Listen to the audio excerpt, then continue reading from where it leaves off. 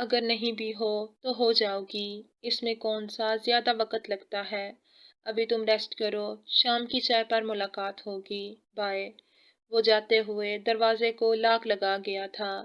امداد بلوچ کو ایک جھٹکا لگا تھا۔ یہ خبر ہی اتنی دھماکہ خیز تھی کہ اس کے آدھے ساتھی مارے جا چکے ہیں۔ بہت سارا اسلحہ اور بارودی مواد بھی فوج کے ہاتھ لگ گیا۔ بلوچستان کا امن اس کے اندر کھٹکنے لگا۔ اب وقت آ گیا تھا کہ منہاج سے مل کر سارے راستے صاف کر لیے جائیں۔ اب لبادہ اتارنے کا وقت آ گیا تھا۔ شاکر، تم آج ایم ایس پلازا پہنچو، میں بھی وہیں آؤں گا، امداد بلوچ نے حکم دیا۔ مگر کیوں؟ وہ حیران ہوا۔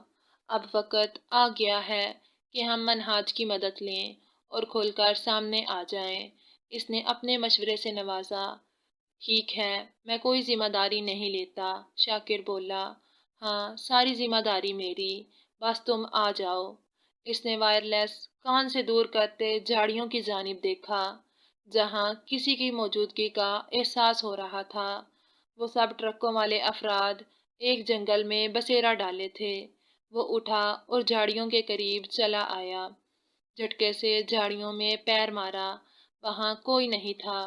اس نے آس پاس نظر دوڑائی اور واپس اپنے ٹھکانے پر آ گیا، جہاں سب ادھر ادھر پڑے تھے۔ رات بھر کی تھکان نے دن چڑھے تک سلائے رکھا تھا۔ وہ لاک لگا کر گیا ہے، اب کیا کروں؟ اس نے میجر آس سے سوال کیا۔ چیک کریں، کہیں کیمرہ نہ لگا ہو۔ ڈریسنگ مرر پر چیک کریں۔ نیلم نے اس کی ہدایت پر فوراً عمل کیا۔ ساؤنڈ پرفیکٹ ہے ٹائیگر۔ وہ اب بھی ایسی حرکات کر رہی تھی کہ دیکھنے والا جان نہ سکے کہ وہ مرر کو ٹٹول رہی ہے کہ اس پر فنگر ریفلیکشن ڈیٹیکٹ کر رہی ہے۔ اس نے سیل فون نکال کر پورے کمرے کو سکین کیا، کہیں کوئی کیمرہ نہیں تھا۔ اب کمرے کی تلاشی لیں۔ اس کے حکم پر نیلم نے فوراً عمل کیا۔ کچھ بھی نہیں ہے یہاں پر تو، پورے کمرے کی چیکنگ کے بعد بولی۔ چارٹ یاد ہے آپ کو ایم ایس پلازا کا؟ جی، نیلم نے جواب دیا۔ اس کمرے کی بالکنی سے جھانکیں، لان نظر آتا ہے۔ نیلم بالکنی تک گئی۔ جی، آ رہا ہے۔ ٹائیگر، یہ یہاں ابھی آنے والی گاڑی میں کیا ہوا؟ آپ الرٹ رہیں۔ پسٹل کہاں ہے آپ کا؟ نائف رکھی تھی؟ سوسائیڈ پلز رکھی تھی؟ اس نے جلدی سے پوچھا۔ وہ اپنے اپارٹمنٹ میں ٹینشن سے چکر لگا رہا تھا۔ ہماری بات تو سن لیں۔ جب آپ کیپٹن اریج کی رپورٹ کو دیکھ رہے تھے، اس میں موجود ایک داڑھی مونچھوں والا شخص یہاں آیا ہے، ایک اور آدمی بھی ساتھ ہے۔ اس کا حلیہ بھی بدلا ہوا ہے، اس نے تیزی سے بتایا۔ کیا امداد بلوچ اتنی جلدی پہنچ گیا؟ وہ حیران ہوا۔ آپ کو پہلے کا ہی پتہ تھا؟ جی، دوسری جانب سے مثبت جواب آیا۔ جب اتنے ذرائع ہیں تو ہمیں کیوں پھنسایا؟ تلخ لہجہ۔ آپ خود پھنسی ہیں، مائنڈ اٹ۔ وہ اس سے بھی زیادہ زہر خندقی سے بولا۔ میرے سر کوئی احسان نہیں کر رہی آپ، اب بھی وقت ہے، یہیں سے اپنے گھر چلی جائیں۔ میجر آس نے اس کی طبیعت صاف کی۔ اس کے ساتھ ایک اور بندہ بھی ہے۔ وہ اس کی کڑوی باتیں برداشت کر گئی، وہ کہتا بھی تو سچ تھا۔ اپنی واچ ذرا گھمائیں اور نیچے کریں۔ اس کی واچ پر لگا سپائی کیمرہ مدد دے رہا تھا میجر آس کو لاؤنج کا منظر دیکھنے میں۔ منزل اتنی اونچی نہیں تھی۔ وہ ابھی تک لان میں کھڑے پیٹر سے مصافحہ کر رہے تھے۔ یہ تو شاکر ہے، را کا ایجنٹ۔ میجر آس کی آواز میں حیرت کا عنصر شامل تھا۔ اب نیلم نے پوچھا۔ آپ کو ان کی گفتگو سننی ہے captain Neelam, it's your responsibility. اس نے ساری ذمہ داری نیلم پر ڈال دی۔ میٹنگ کہاں ہوگی؟ نیلم نے پوچھا۔ Most probably drawing room. Major Aas سے بات ختم کر کے وہ سوچنے لگی۔ نقشہ دماغ میں آنے لگا اور بالآخر اسے ایک سرا مل ہی گیا۔ اگر وہ بالکنی سے چھلانگ لگا کر نیچے والے فلور پر جاتی تو ممکن تھا گارڈز اسے دیکھ لیتے اور کوئی مسئلہ کھڑا ہو جاتا۔ نیلم نے بالوں سے پن نکال لی اور 1 منٹ بعد ہی لاک کھول لیا۔ آہستہ سے باہر راہداری میں جھانکا، کوئی نہیں تھا۔ وہ سیڑھیوں سے نیچے آئی۔ کوئی گارڈ اوپر آ رہا تھا، مگر اس نے لفٹ استعمال کی تھی۔ نیلم نے عقل کا دامن تھاما تھا اور سیڑھیوں سے اتری تھی۔ اس نے آس پاس نظر دوڑائی اور ڈرائنگ روم کی جانب بڑھنے لگی۔ دیوار کی اوٹ میں ہو کر دیکھا تو وہاں گارڈز کھڑے تھے اور سامنے سے پیٹر اور اس کے ساتھ امداد بلوچ اور شاکر آ رہا تھا۔ اس نے ایک فینسی ٹوکری سامنے لمبے سے ڈیکوریشن میز پر پڑی دیکھی اور اٹھا لی۔ وہ جالی دار تھی۔ سوراخ اتنے بڑے تھے کہ اس کی چھوٹی انگلی اندر باہر ہو سکتی تھی۔ اس نے اوپر سے پھول اٹھائے تو اس میں رنگ برنگے بڑے بڑے موتی تھے۔ اس کے اندر جگہ بنا کر نیلم نے آڈیو لسننگ بگ ڈیوائس اس میں چھپائی اور اوپر پھول رکھ دیے۔ اپنا سیل فون نکال کر ڈیوائس کا کوڈ ملایا اور اس کو ایکٹیویٹ کر دیا۔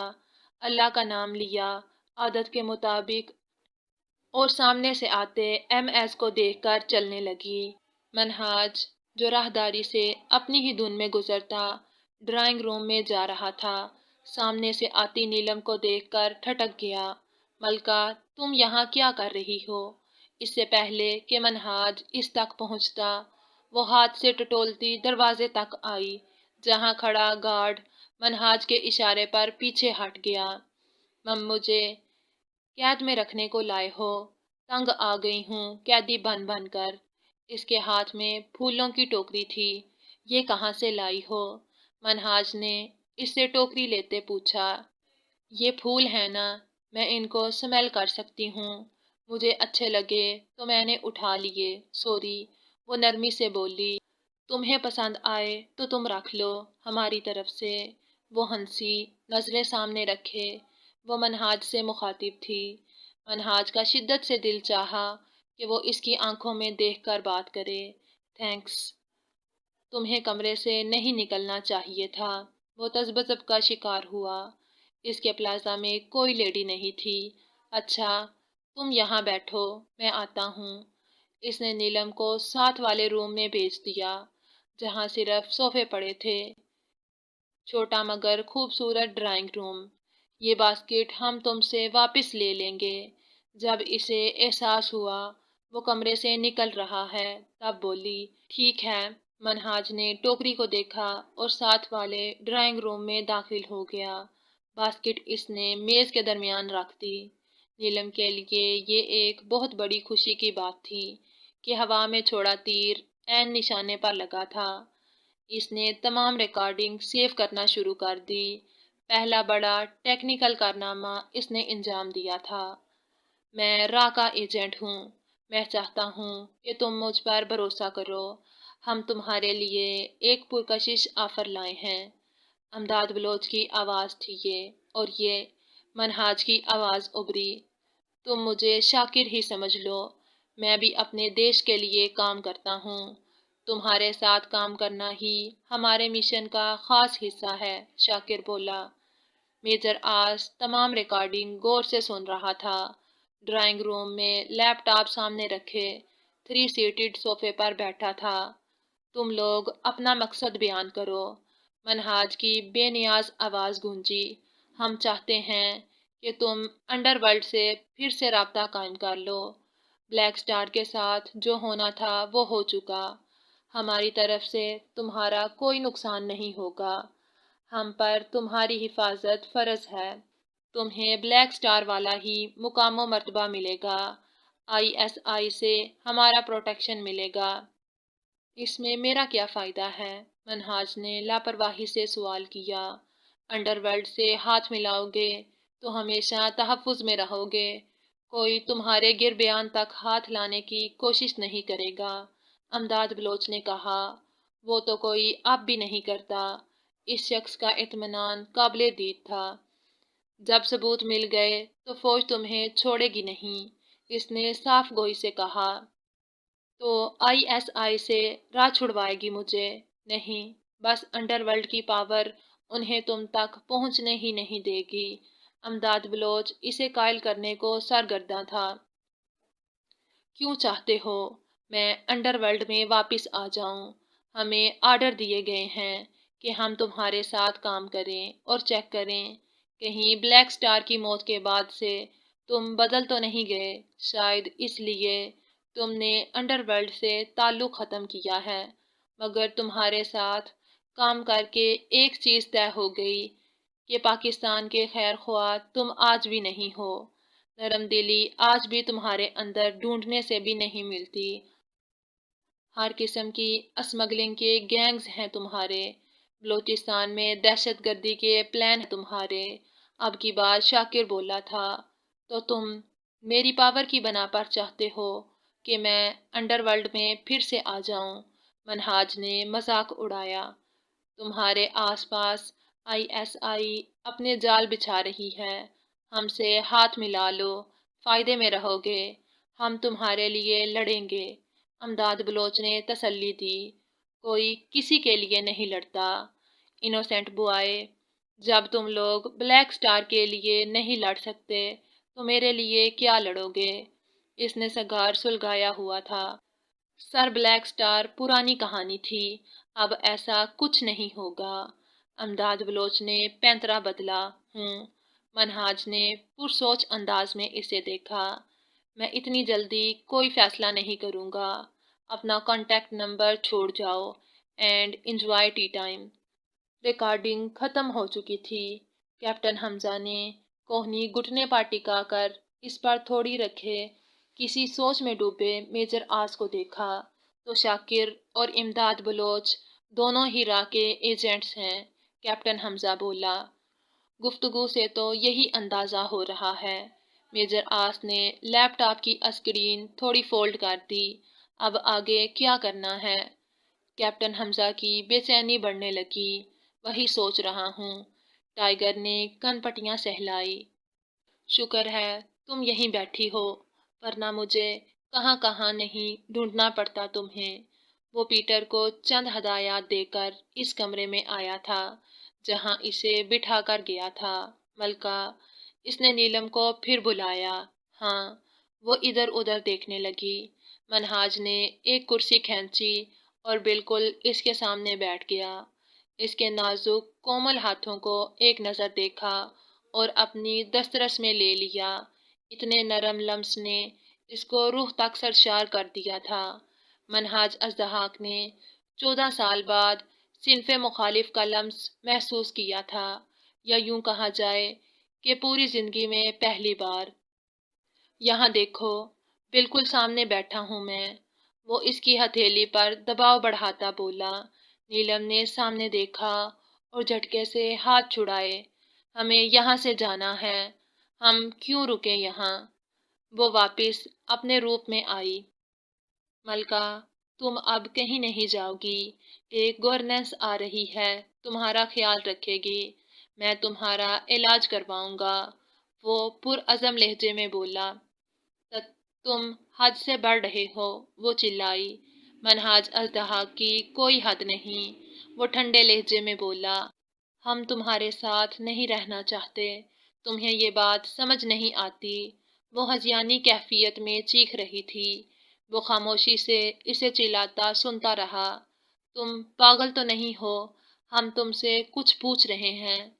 जब काफ़ी देर बाद भी इसकी जानिब से कोई जवाब नहीं आया था तो वो चीख पड़ी। मैं पागल हूँ क्योंकि मैं तुमसे मोहब्बत करता हूँ। वो गमगीर आवाज़ में जज्बों की आंच पर बोल रहा था। नीलम को ये अल्फाज तो समझ नहीं आए, मगर अपने ख्वाबों की तस्दीक का यकीन हो गया था। यही ज़ुबान, यही लहजा वो कैसे भूल सकती थी? चलो उठो, अपने रूम में जाओ और मेरी परमिशन के बगैर बाहर मत निकला करो। और तुम बाहर कैसे आई? मैंने लाक लगाया था। वो अब संजीदा था, उठकर खड़ा हो गया। लाक नहीं था, मैंने खोला तो खुल गया। वो अब तक बैठी हुई थी, सामने देखती बोल रही थी। आओ। मनहाज ने इसे बाजू से पकड़ा। शाम तक कोई लेडी आ जाएगी। تمہیں زیادہ مشکل نہیں ہوگی۔ وہ بولا، شکریہ، اس کی ضرورت نہیں، اندھے لوگ لنگڑے نہیں ہوتے، چل سکتے ہیں وہ۔ نیلم نے بازو نکلوایا اس کی گرفت سے، پھر کرسی پکڑ کر کھڑی ہوئی اور باہر چل دی۔ منہاج نے اس کی پشت پر نظریں جما دی جہاں گولڈن بالوں کا آبشار بکھرا تھا۔ میرے عشق دے وچ معشوق نہ ہو، نہیں اج تک غلط نگاہ کیتی، تیری ہر ملاقات میں انج کیتی جویں موسیٰ نال خدا کیتی، نہیں فرق کیتا تیری پوجا وچ، نہیں خطراں دی پرواہ کیتی، ایک تینوں رب نہیں کہہ سکدا، باقی ساری رسم ادا کیتی۔ کیا ہوا ہے؟ بڑے سے لاؤنج میں ایکسٹرا لارج LED پر نیوز اینکر نامعلوم افراد کی فائرنگ سے ہلاک ہونے والے 2 افراد کے اہل خانہ کی غم سے نڈال صورتحال کا تذکرہ کر رہی تھی۔ منہاج کچھ دیر پہلے یہاں آ کر بیٹھا تھا، اس نے ہی LED آن کی تھی، تبھی وہ اس سے پوچھ رہی تھی۔ اسے یہاں آئے آج تیسرا دن تھا۔ چند نامعلوم افراد کی فائرنگ کے نتیجے میں 2 افراد مر چکے ہیں۔ منہاج بولا، یا اللہ غرق کر ایسے لوگوں کو، اس نے بددعا دی۔ ہیڈ لائن سنتے منہاج کے کان اس کی بات پر کھڑے ہو چکے تھے۔ کیا کہا تم نے؟ اسے شک گزرا کہ شاید اس نے کچھ غلط سنا ہے، یہی کہ اللہ تعالیٰ ان لوگوں پر عذاب نازل کرے، دردناک موت دے جو بے وجہ معصوم جانوں پر، بے گناہوں پر ظلم کر رہے ہیں۔ نیلم نے گلوگیر لہجے میں کہا، کوئی کسی کو ایسے ہی نہیں مارتا، کوئی بے قصور نہیں ہوتا، ضرور انہوں نے کچھ کیا ہوگا تبھی مارا ہے۔ منہاج نے نفی کی اور پرزور نفی کی، گناہ تو گناہ ہے، کسی ذاتی جھگڑے یا ناراضگی کی صورت میں کسی کا خون کر دینا یہ کہاں کا انصاف ہے۔ نیلم نے بحث شروع کی، خیر یہ کوئی گناہ نہیں ہے، اپنی پاور کا استعمال کرنا ہر کسی کا حق ہے۔ اس نے آبرو اچکاتے یوں کہا جیسے کوئی کچھ بھی کہے، میں اپنے خیالات نہیں بدلوں گا۔ اچھا یہ گناہ نہیں ہے تو گناہ کیا ہے؟ وہ تنکی۔ میرے نزدیک میرا ہر وہ عمل جو میں اپنے مزاج اور ضمیر کے خلاف سر انجام دوں گناہ ہے۔ وہ مطمئن تھا۔ نیلم کو اس کے اطمینان پر حیرت ہوئی۔ غلط، بالکل غلط، ہر وہ عمل جس سے اللہ تعالیٰ نے منع فرمایا ہے گناہ ہے، اور ناحق جان لینا تو گناہ کبیرہ ہے۔ نیلم نے اس کی ڈیفینیشن روک دی۔ تمہیں نہیں پتا یہ سب؟ تم مسلمان تو ہو نا؟ نیلم پوچھ رہی تھی۔ ہم نے کبھی سوچا بھی نہیں تھا کہ اتنے بے بس ہو جائیں گے کہ اپنے سامنے بیٹھا ایک شخص نظر نہیں آئے گا، کسی کے در پر بیٹھنا پڑے گا۔ ہم کبھی اتنے کمزور نہیں رہے۔ خیر ایک غیر مسلم کے ساتھ تو ہم بالکل نہیں رہیں گے۔ وہ صوفے کے ہینڈ سپورٹ پر ہاتھ رکھے کھڑی ہونے لگی۔ کیا عجیب سی بحث کر رہی ہو ملکہ، بیٹھ جاؤ خاموشی سے۔ منہاج بیزاری سے بولا، بس کر جاؤ، بہت ہو گئی تمہاری من مانی، اب اگر تم نے ہمیں فورس کیا تو ہم پولیس میں کمپلین کریں گے۔ وہ بول کر جانے لگی، ویسے ہی ہاتھوں کو اٹھائے ٹٹولتے ہوئے۔ منہاج اس کے آگے آیا تو نیلم کے بڑے ناخن اس کے کوٹ سے مس ہوئے۔ پولیس میں کمپلین کرو گی میری؟ اس نے نیلم کو بازو سے پکڑے درستگی سے پوچھا۔ مجھے 1 سیکنڈ لگے گا FIR کٹوانے میں کہ اس لڑکی نے میرے کروڑوں کے ہیرے چوری کیے ہیں۔ اس کی آواز میں دھمکی اور شعلے تھے، مگر مقابل بھی کیپٹن نیلم تھی۔ تو تم وہی ہو جس نے ہماری زندگی برباد کر دی، ہماری آنکھیں چھین لی ہم سے۔ وہ بے یقینی سے بولی، وہ جو اس کے روز روز کے احتجاج سے تنگ آیا ہوا تھا، غصے میں غلط بول گیا۔ دیکھو ملکہ میں، اس نے نیلم کا بازو آزاد کرواتے ماتھے پر ہاتھ مارتے خود کو ریلیکس کیا، مجھے اس نام سے مت پکارو، ہٹ جاؤ، ہم یہاں 1 منٹ۔ وہ بولتی ہوئی لاؤنج سے نکل رہی تھی جب منہاج اس کے پیچھے آیا۔ سامنے کوریڈور سے پیٹر اور شاکر گزر رہے تھے۔ قریب آتے پیٹر اور شاکر کی جانب ایک لڑکی کی پشت تھی جس کا بازو منہاج نے تھام رکھا تھا اور وہ اونچی آواز میں چلا رہی تھی۔ بازو چھڑوانے کی کوشش میں وہ ترچھی ہو گئی تھی۔ شاکر کو اس کا چہرہ دکھائی دینے لگا۔ It's unbelievable. شاکر کے منہ سے بے اختیاری میں یہ الفاظ نکلے۔ پیٹر نے گہری نظروں سے اس کے تاثرات جانچے۔ سر، پیٹر کے مخاطب کرنے پر منہاج سنبھلا۔ جسٹ اے منٹ، پیٹر سے کہہ کر وہ اسے بازو سے گھسیٹتا لفٹ کی جانب بڑھ گیا۔ وہ مسلسل لمبے ناخنوں سے اس کے ہاتھ کی پشت نوچ رہی تھی۔ منہاج نے اسے روم میں لاک کر دیا اور خود نیچے آ گیا جہاں شاکر پینڈولم کی طرح ٹہل رہا تھا اور پیٹر آرام سے صوفے پر براجمان تھا۔ منہاج نے اسے روم میں لاک کر دیا اور خود نیچے آ گیا جہاں شاکر پینڈولم کی طرح ٹہل رہا تھا اور پیٹر آرام سے صوفے پر براجمان تھا۔ میں نے ہاں میں جواب کیا دیا۔ تم دوسرے دن اپنا منحوس منہ لے کر آ گئے۔ منہاج نے شاکر کو ذلیل کرنا چاہا۔ یہ لڑکی وہی ہے جس کو ایگل نے اغوا کیا تھا۔ شاکر نے اس کی بات نظر انداز کرتے اپنا سوال جھاڑا۔ بلیک سٹار کسی کو جواب دہ نہیں ہے، وہ کرو فر سے بولا۔ ایک ہاتھ پینٹ کی جیب میں ڈالے، دوسرے سے کوٹ کو پیچھے کیے، کمر پر ہاتھ رکھے کھڑا تھا۔ تم اس لڑکی پر بھروسہ کر رہے ہو، جان لے لے گی تمہاری۔ شاکر چند قدم آگے بڑھتا اس کی آنکھوں میں دیکھ کر بولا، لے لے، مجھے کوئی پرواہ نہیں۔ وہ لاپرواہی سے بولتا صوفے پر بیٹھ گیا، ٹانگ پر ٹانگ جمائے، ایک ہاتھ کی انگلیاں گھٹنے پر بجاتے وہ مکمل بے نیاز بنا تھا۔ میری بات کو ہلکا مت لو، شاکر نے اپنی بات کا اثر نہ ہوتے دیکھ کر بیچو تاب کھا کر کہا، تم ملکہ کو بیچ میں مت گھسیٹو، اپنے کام سے کام رکھو۔ منہاج نے سگار سلگایا۔ ہا ہا ہا، ملکہ، تمہیں گدھا بنا دے گی وہ۔ شاکر نے مذاق اڑایا۔ بکواس بند کرو اپنی، منہاج دھاڑا۔ تمہاری سیکیورٹی کی ذمہ داری لی ہے میں نے۔ 3 دن بعد تم نے انڈیا جانا ہے، پیچھے یہ یہاں اکیلی ہوگی۔ عقل سے کام لو، وہ بھروسے کے قابل لڑکی نہیں ہے، میں تمہیں پروو کر دوں گا۔ شاکر ریسرچ انالائسس سے تعلق رکھتا تھا۔ نیلم اسے شروع دن سے ہی کھٹک رہی تھی۔ وہ مجھے کیا نقصان پہنچائے گی؟ ایک ٹین ایجر بلائنڈ گرل، منہاج نے کش لگاتے دھواں چھوڑا۔ وہ بلائنڈ نہیں ہے، جھوٹ بول رہی ہے، میں مان ہی نہیں سکتا۔ شاکر نے نفی میں سر ہلایا۔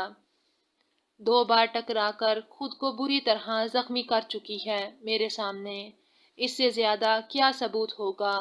منہاج ماننے سے انکاری تھا۔ تنزیہ مسکرایا۔ وہ کوئی معمولی لڑکی نہیں ہے، ٹرین کر کے بھیجی گئی ہے۔ وہ 10 بار بھی خود کو زخمی کر لے تب بھی اس کی سٹرینتھ کم نہیں ہوگی۔ یہ بات اس کے لیے عام سی ہے۔ اس نے سوچا بھی نہیں ہوگا کہ اس کا پالا کس سے پڑنے جا رہا ہے۔ شاکر کی آنکھوں میں وہی چمک تھی جو ایک صیاد کی آنکھوں میں سفید بے داغ نرم و ملائم کبوتر کو دیکھ کر آ جاتی ہے۔ نیلم نے کافی جگہوں پر وہی آڈیو لسننگ بگ ڈیوائس چھپا دی تھی۔ اسے 4-5 دن بعد چارج کرنا پڑتا ہے، مگر چونکہ وہ اسے پورا دن اور رات ایکٹیو رکھتی تھی تو اسے یہ 3 دن بعد ہی چارج کرنی پڑتی تھی۔ اس ڈیوائس کا فائدہ یہ تھا کہ 40 ڈیسیبل سرگوشی کی آواز 25 ڈیسیبل ہوتی ہے سے زیادہ ساؤنڈ یہ ڈیٹیکٹ کر لیتی ہے، اور جس نمبر پر یہ ایکٹیو ہو اس کا یوزر بآسانی اسے 10-12 میٹر کے اندر سن سکتا ہے۔ اس نے اسپائی ہڈن کیمراز کا بھی خوب استعمال کیا تھا۔ میجر آس کو بہت سہولت محسوس ہو رہی تھی۔ امداد بلوچ، شاکر، پیٹر اور ایم ایس کی میٹنگ کی ساری گفتگو وہ سن چکا تھا، ان کی ریکارڈنگ اپنے ایکسپرٹس کو بھیج چکا تھا۔ اس کے 50 ساتھیوں کے گروہ نے بھی امداد بلوچ کا بھروسہ جیتنا شروع کر دیا تھا اور اس کی مدد کرنے کو تیار تھے۔ میجر آس اور نیلم شاکر کی ساری گفتگو سن چکے تھے۔ کیپٹن نیلم شاکر سے ہوشیار رہیے گا، سب سے پہلے تو سارے کیمرے اتار دیں اور ریکارڈر بھی اٹھا لیں، ورنہ آپ کا نمبر شاکر کے ہاتھ لگ جائے گا۔ اس نے نیلم کو خبردار کیا۔ وہ اپنے کمرے میں لاک تھی۔ 3 دن بعد منہاج انڈیا جا رہا ہے۔ وہ انڈر ورلڈ کا بندہ ہے، یہ بات آپ کو پتا تھی؟ نیلم نے پوچھا۔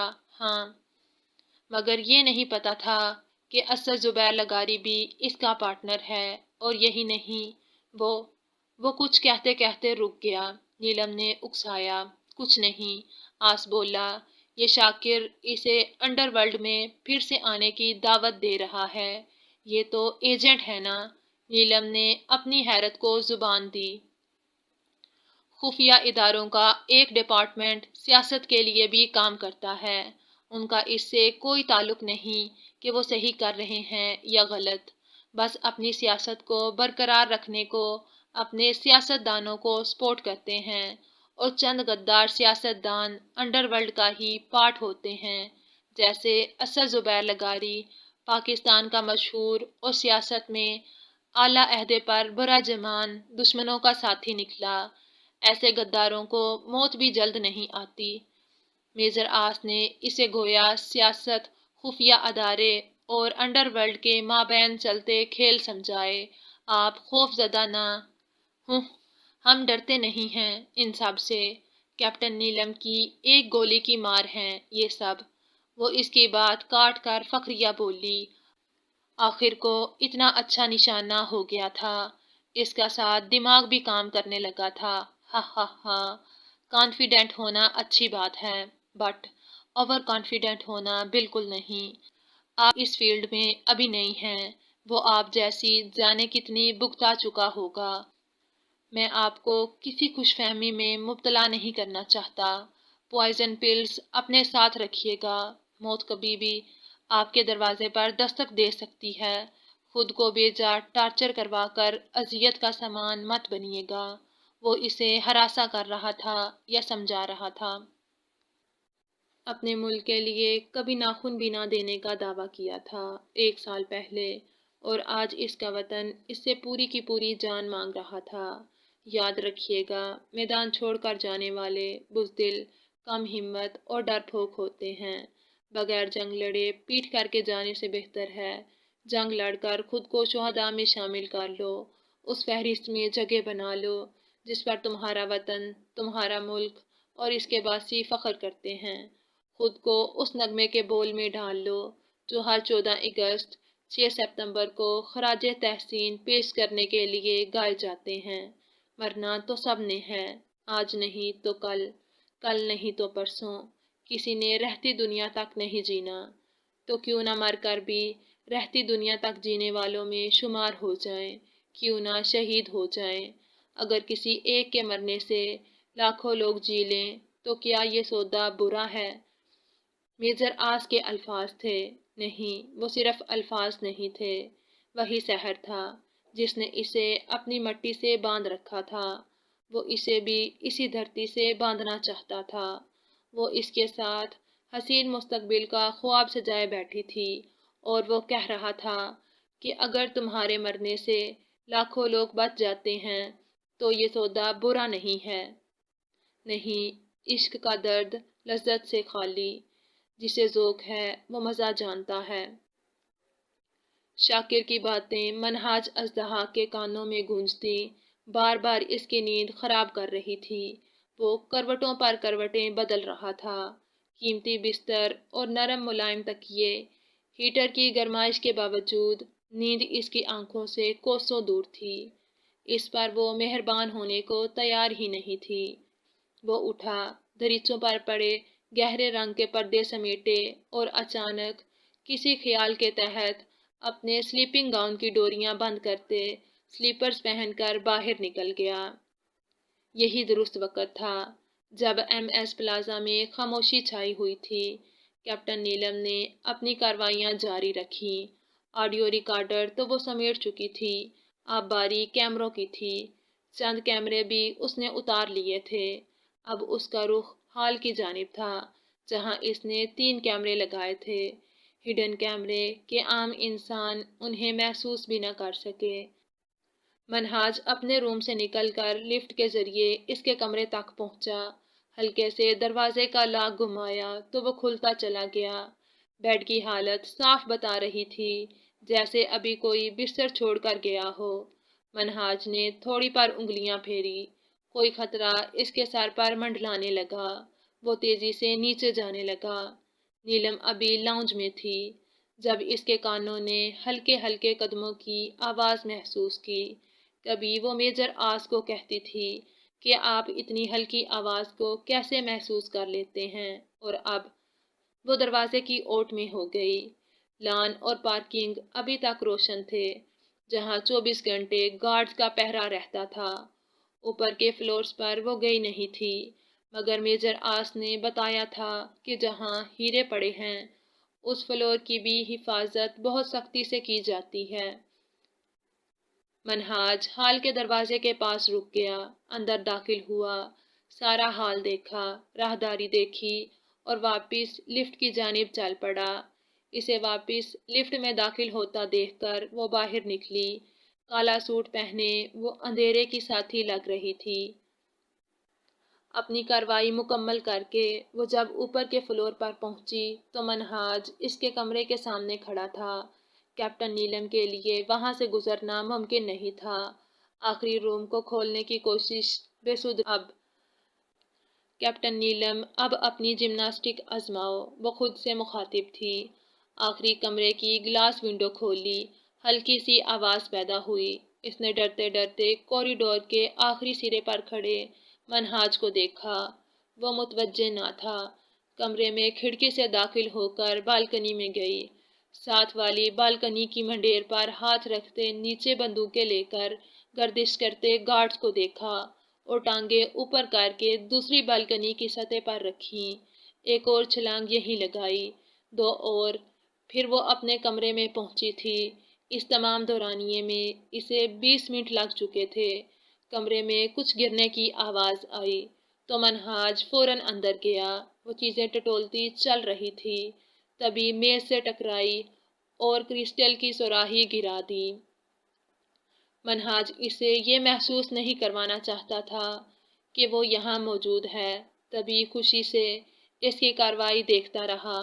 वो मेज़ का सहारा लेकर खड़ी हुई और इसी तरह चलते चलते बेड पर पहुंची और चादर तानकर सो गई। मनहाज वाशरूम में गया।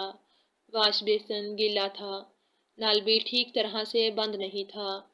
इसने गहरी सांस ली और कमरे से खामोशी से निकल गया। Tiger, work have done. Captain नीलम की आवाज़ सरगोशी से भी कम थी। मैंने कहा था ना मेजर आस, कैप्टन नीलम हमें मायूस नहीं करेंगी। वो बहुत काबिल है, बस इसे निखार की ज़रूरत थी जो तुमने उसे बख्शा। मुझे अब भी लग रहा है कि ये रिकॉर्डिंग एक ख्वाब है, मगर नहीं, हमारे पास मुकम्मल सबूत है कि मनहाज अंडरवर्ल्ड का बंदा है। ब्लैक स्टार का जिक्र हमारा पलड़ा और भारी कर रहा है। मनहाज 3 दिन बाद इंडिया जाएगा।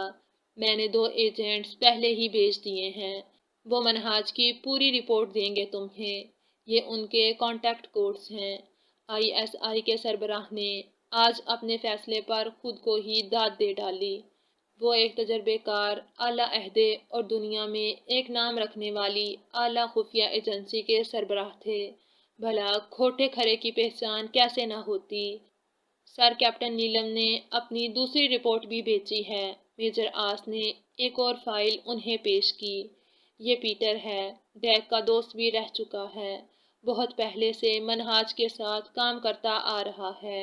इसकी पाकिस्तान से कोई दुश्मनी नहीं है, बस पैसे का लालची और जराइम का आदी हो चुका है।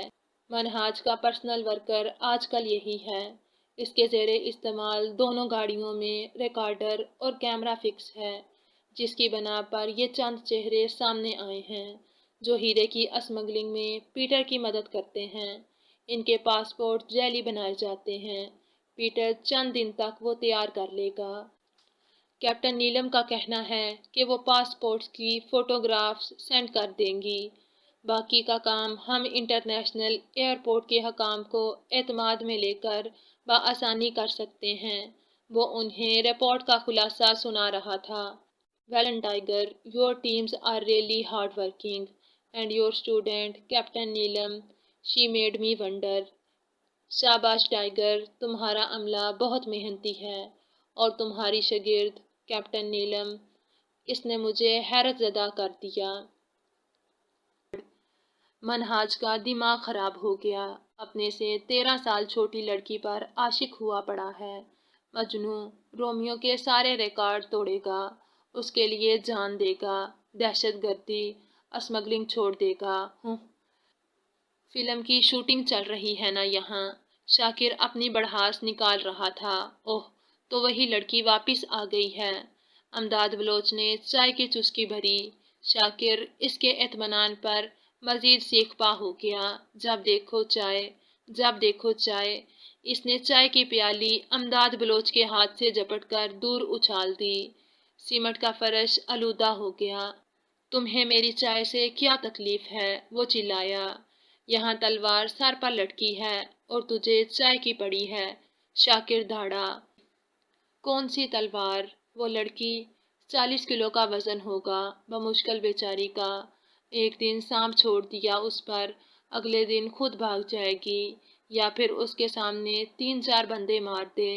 دل حلق سے باہر آ جانا ہے۔ اس بچی سے ڈر رہا ہے تو؟" اس نے صاف نیلم کا مذاق اڑایا۔ "تم اسے ہلکے مت لو، مکمل ٹرینڈ لڑکی ہے۔ اسے منہاج کا دل بہلانے کو نہیں بھیجا گیا، اسے وہاں منہاج کے خلاف ثبوت اکٹھے کرنے کو بھیجا ہے، ورنہ کوئی لڑکی اتنی لاوارث ہے کہ اسے کسی اور کے گھر رہنا پڑ رہا ہے۔" شاکر نے چند نکتے سامنے رکھے۔ "چلو دیکھتے ہیں پاکستان کی آرمی گرلز میں کتنا دم ہے۔" امداد بلوچ اسے کسی طور پر سیریس نہیں لے رہا تھا۔ "جان لے لے گی تمہاری۔" شاکر کی باتیں مسلسل اس کے دماغ میں گونج رہی تھیں، اور اس تصویر کو بھی وہ جھٹلا نہیں سکتا تھا۔ اور رات کو نیلم کا غائب ہونا ایک اور پراسراریت قائم کر چکا تھا۔ نیلم کی محبت اپنی جگہ، وہ اس کی چاہ میں اپنی جان نہیں گنوا سکتا تھا، نہ ہی اپنا مقصد بھول سکتا تھا۔ اس سے دور رہ کر ایسی ہی سوچیں دماغ میں آتی تھیں، اور جب وہ سامنے آتی تو لگتا تھا کہ ٹیلی پیتھی کے علم کے ذریعے اسے قابو کر رہی ہے، اسے جکڑ رہی ہے، قید کر رہی ہے۔ "مجھے منظور ہے، تم آزما لو اسے۔" یہ ایک جملہ کہنے کے بعد منہاج نے سیل فون آف کر دیا۔ "اگر تم نے مجھے دھوکہ دیا ملکہ، تو تم مجھے اس دنیا کا سب سے بڑا وحشی پاؤ گی۔ میں معاف کرنے والوں میں سے نہیں ہوں۔" وہ قد آدم گلاس ونڈو کھول کر کھڑا تھا، اور نظریں نیچے لان کی گھاس پر بیٹھی وہ ٹھنڈی ہوا محسوس کر رہی تھی۔ اتنی معصومیت تھی اس کے چہرے پر کہ دل اسے دھوکے باز ماننے پر تیار ہی نہیں تھا۔ "سر شاکر آ گیا ہے۔" پیٹر نے ناک کر کے اندر داخل ہوتے کہا۔ چلو۔" وہ اپنا سیل فون میز سے اٹھاتا بولا۔ اگلے 5 منٹ میں وہ نیچے ہال میں تھا، جہاں شاکر پہلے سے موجود تھا۔ "ملکہ اٹھو، اندر چلو، شام ہو رہی ہے۔" منہاج نے اس کے قریب ٹھہرتے کہا۔ شاکر نے اپنے ساتھ موجود بندے کو اشارہ کیا تو اس نے ایک بڑی سی چادر میں لپیٹا سانپ دروازے اور لان کے درمیانی راہ پر ڈال دیا، جہاں سے نیلم کو گزرنا تھا۔ چادر سے آزاد ہوتے ہی سانپ پنکھ پھیلائے کھڑا ہو چکا تھا، سیاہ رنگ کا سانپ جس کے اوپر پیلے رنگ کے دھبے تھے۔ چمکتا جسم سانپ جیسے شکار کے لیے تیار تھا۔ اب پتہ چلے گا کہ اندھا کون ہے، کس کی دنیا بے رنگ ہے۔ یہ سانپ سارے رنگ واپس لے آئے گا۔ شاکر دل ہی دل میں ہنس دیا۔ نیلم اپنی جگہ چھوڑ کر کھڑی ہو چکی تھی۔ اس کی واچ میں لگا کیمرہ راہداری کو کور کر رہا تھا۔ میجر آس کے لیپ ٹاپ کی اسکرین پر وہ سانپ صاف نظر آ رہا تھا۔ کیپٹن نیلم وہ منہ پر ہاتھ پھیرتا اس طرح بھی انداز میں کھڑا ہو چکا تھا۔ وہ سب شاکر کی چال ہے، آپ گھبرائیں مت۔ وہ بول رہا تھا جبکہ یہ سب نیلم کے ساتھ ہو رہا تھا۔ میجر آس ان سب سے گزر چکا تھا۔ وہ اس کا خوف اپنے اندر محسوس کر رہا تھا۔ ٹائیگر سر، اب کیا ہوگا اگر سانپ نے؟ کیپٹن حمزہ اسکرین پر دیکھ رہا تھا۔ Can you please shut up for a minute? Major Aas گرایا۔ اس کی آنکھیں سرخ ہو رہی تھیں۔ میجر آس کو لگتا ہے کہ ہم کچھ نہیں کر سکتے۔ اس کا جنونی انداز ایک بار پھر لوٹ آیا تھا۔ زیادہ سے زیادہ کیا ہوگا؟ مر جائیں گے۔ اگر نہ گزرے تو یہ مار دیں گے، مرنا تو ہے ہی۔ میجر آس صحیح کہتے ہیں، یہ بچوں کا کھیل نہیں ہے۔ میجر آس سے ایک تھپڑ کا بدلہ لینے کو، انہیں زچ کرنے کو، ہم نے وہ پیپر سائن کر دیے تھے، اور آج سارا نقصان کس کا ہو رہا ہے؟ صرف ہمارا۔ کیا آخری وقت میں ہم بابا آپی کو نہیں مل سکیں گے؟ کاش کہیں سے دادو آ جائیں اور کہیں نیلم اٹھ جا، فجر ادا کر لے، کاش یہ خواب ہو۔ اس نے سوچا، مگر حقیقت سامنے تھی۔ وہ جو قرآنی آیات یاد تھی، ان کا ورد کرتی وہ ہاتھ سے ٹٹولتی راہداری سے گزرنے لگی۔ دھیان سے سیدھے جاؤ۔ پیچھے سے منہاج کی آواز آئی۔ وہ قدم اٹھا رہی تھی، سانپ اچھل رہا تھا۔ ستم تو یہ تھا کہ وہ آنکھ بھی نہیں میچ سکتی تھی، نہ چہرے کا رنگ بدلنے دینا تھا۔ دوسری جانب میجر آس اور کیپٹن حمزہ کی بھی سانسیں رک چکی تھیں۔ بالکل بالشت بھر کا فاصلہ تھا۔